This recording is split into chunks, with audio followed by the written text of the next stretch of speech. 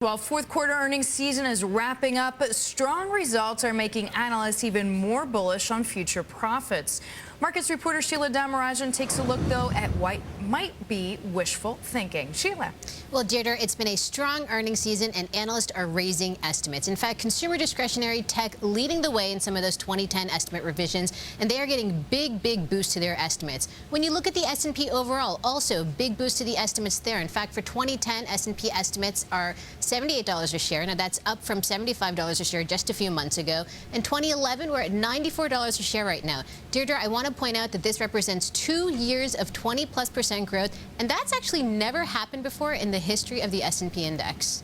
And Sheila, I mean, what's driving the optimism behind these estimates? Is it partly given the mixed CEO results, or rather mixed eco results that we've seen?